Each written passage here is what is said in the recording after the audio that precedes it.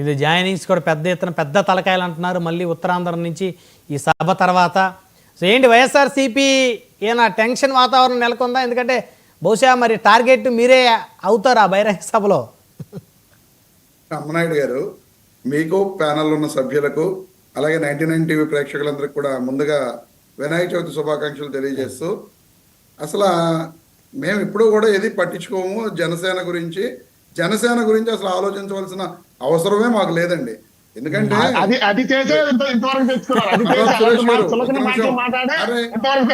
అమ్మనాయుడు గారు మళ్ళీ మధ్యలో మాట్లాడుతున్నారు. సురేష్ గారు మళ్ళీ మాట్లాడుతున్నారు. నేను మీరు చెప్పిందంతా విన్నాను, చెప్పింది విని తర్వాత మాట్లాడండి, తప్పులేదు. ఓకే ఓకే రమేష్ గారు మాట్లాడండి. మీరు కాస్త మిమ్మల్ని మాట్లాడకుండా నేను మాట్లాడగలను. చులకనగా వారిని మాట్లాడినట్టు ఉందని వారికి అనిపించి వారు రెస్పాండ్ అయినట్టున్నారు. సరే, చులకనగా ఏం మాట్లాడలేదండి. మేము పట్టించుకోమని మేము టెన్షన్ పడుతున్నామని చెప్పినప్పుడు మేము పట్టించుకోమని చెప్పడంలో తప్పే ఉందండి. మీరు అడిగారు కదా, వైఎస్ఆర్ కాంగ్రెస్ పార్టీ టెన్షన్ పడుతుంది అని చెప్పి మీరు అడిగారు. దానికి నేను చెప్తున్నా, నేను మర్రాబ్ సురేష్ గారు చెప్పిన వాటి మీద ఇంకా మాట్లాడాలి, అవి కూడా మాట్లాడతాను. వైఎస్ఆర్ కాంగ్రెస్ పార్టీ టెన్షన్ పడవలసిన అవసరం లేదు. ఇప్పుడే ఆయన మర్రాబ్ సురేష్ గారు మాట్లాడటం జరిగింది. ఆయన ఏం చెప్పారండి, గ్రామ స్థాయిలో ఉన్న కార్యకర్తల్ని గత 15 నెలలుగా పవన్ కళ్యాణ్ గారు కలవలేకపోయారు, వాళ్ళందరినీ కూడా ఇప్పుడు కల్పించే ఇది పెట్టడం జరిగింది అని చెప్పారు.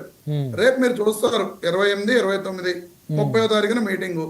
అక్కడికి వచ్చిన 30,000 మందిలో ఇప్పుడు ఆయన చెప్పినట్టుగా ముందో 15,000 మందికి ఈ పాసులు పంపించాం, ఇంకో 15,000 మందికి నియోజకవర్గాల వారీగా పాసులు పంపిస్తున్నాం అని చెప్పి ఆయన చెప్పడం జరిగింది. ఎంతమంది గ్రామ స్థాయి కార్యకర్తలను కానీ నాయకుల్ని కానీ పవన్ కళ్యాణ్ గారు కలిసారో మనందరం కూడా చూడటం జరుగుతుంది. మీరేమి కంగారు పడక్కర్లే. ఏ గ్రామ స్థాయి నాయకుడిని అక్కడ కలిసే ప్రసక్తే ఉండదు. మీరు చూస్తాను, నేను చూస్తాను.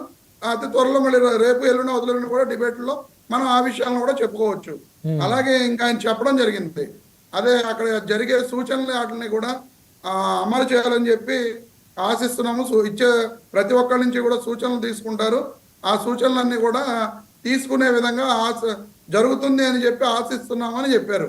దీన్ని బట్టి అర్థమవుతుంది జనసేన పార్టీలో వాళ్ళకి ఇప్పటి వరకు కూడా క్లారిటీ లేనిది జరుగుతున్న విషయాలని. ఎందుకంటే ఈ రోజున కూటమి ప్రభుత్వం అధికారంలోకి వచ్చిన 15 నెలల కాలంలో జనసేన పార్టీ వాళ్ళ పరిస్థితి క్షేత్రస్థాయిలో ఎంత ఇబ్బందికరంగా ఉన్నదో, ఎందుకంటే మీరు హీనంగా మాట్లాడొద్దు అన్నారు కాబట్టి నేను హీనంగా మాట్లాడట్లా, ఎంత ఇబ్బందికరంగా ఉన్నదో వాళ్ళందరికీ కూడా మర్రాబు సురేష్ గారితో సహా ఆయనకు కూడా తెలుసు. కాబట్టి ఆ విషయాల మీద అసలు క్షేత్రస్థాయిలో జనసేన పార్టీ నాయకులు కార్యకర్తలు నియోజకవర్గపు స్థాయి ఇన్ఛార్జీల పరిస్థితి కూడా ఎంత దారుణంగా ఉందో వాళ్ళు మాట్లాడుకుని పవన్ కళ్యాణ్ గారితో టీడీపీ ఎమ్మెల్యేలు ఉన్న చోట అసలు జనసేన పార్టీ ఇన్ఛార్జీలకి దిక్కు లేదు అనే విధంగా ఆ జనసేన పార్టీ ఇన్ఛార్జీలే ఎన్నో సోషల్ మీడియాలో ఎన్నో సార్లు వీడియోలు పెట్టిన విషయాలను కూడా మనందరం కూడా చర్చించుకోవడం జరిగింది.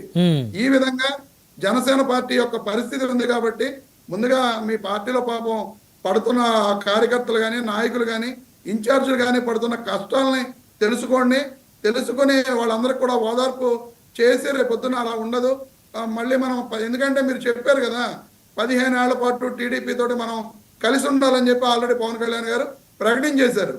ఆ ప్రకటన మీద మనందరం కూడా కలిసి ఉండాలిరా బాబు, మనం కలిసి ఉండకపోతే రేపొద్దున ఆ వైఎస్ఆర్ కాంగ్రెస్ పార్టీ మళ్ళీ జగన్మోహన్ రెడ్డి గారు నెగ్గితే మన పరిస్థితి ఏ విధంగా ఉంటుందో మనకు తెలియదు అనే వాస్తవ విషయం మీకు తెలుసు. కాబట్టి వాళ్ళందరినీ కూడా బుజ్జగించుకోవడం కోసం ఈ రోజున సేనాని అనే సభ పెట్టడం జరిగింది అనేది వాస్తవ విషయం.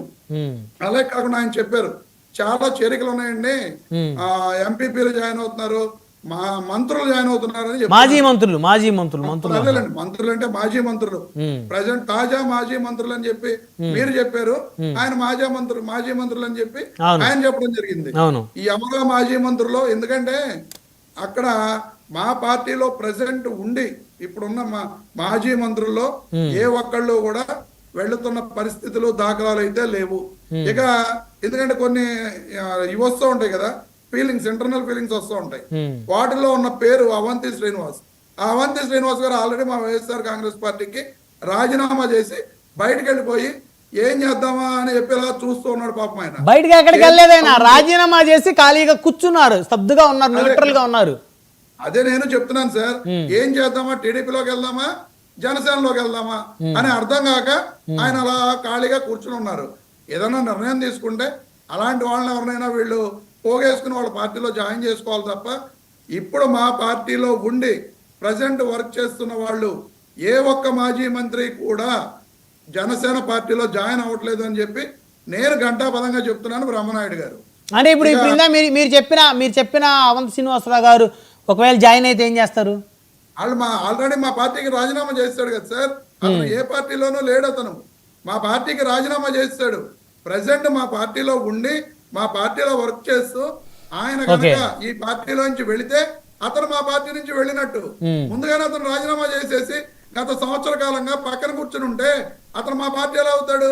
మా పార్టీలో అతను ఏం పని చేయట్లేదు కదా, మూలను కూర్చుని ఉన్నాడు ఆయన వీళ్ళు తీసుకుంటామంటే మూలను కూర్చున్న వ్యక్తిని తీసుకుంటారు.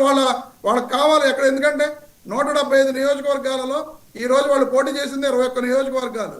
మిగతా నియోజకవర్గాల్లో వీళ్ళకి అసలు ఇన్ఛార్జీలు ఉన్నారో, లేకపోతే మండల ప్రెసిడెంట్లు ఉన్నారో, జిల్లా అధ్యక్షులు ఉన్నారో, అసలు వీళ్ళ నాయకులు ఎవరో వీళ్ళకే తెలియని పరిస్థితుల్లో వీళ్ళు పార్టీని ఎక్కడన్నా స్ట్రెంగ్థన్ చేద్దామంటే చంద్రబాబు నాయుడు గారు ఒప్పుకోరు. మీకు తెలిసిన విషయమే. ఎక్కడైనా జనసేన పార్టీ స్ట్రెంగ్థన్ అయితే చంద్రబాబు నాయుడు గారికి ఇబ్బంది కాబట్టి పవన్ కళ్యాణ్ గారు 15 ఏళ్ల పాటు చంద్రబాబు నాయుడు గారిని ముఖ్యమంత్రిగా చూడాలనుకునే కోరిక ఉంది కాబట్టి ఎక్కడా చంద్రబాబు నాయుడు గారు జనసేన పార్టీని స్ట్రెంగ్థన్ చేయడానికి ఒప్పుకోరు కాబట్టి ఆయన ఎక్కడా కూడా జాయిన్ చేసుకునే పరిస్థితులు ఉండవు. బలమైన నాయకులను జాయిన్ చేసుకునే పరిస్థితులు ఉండవు.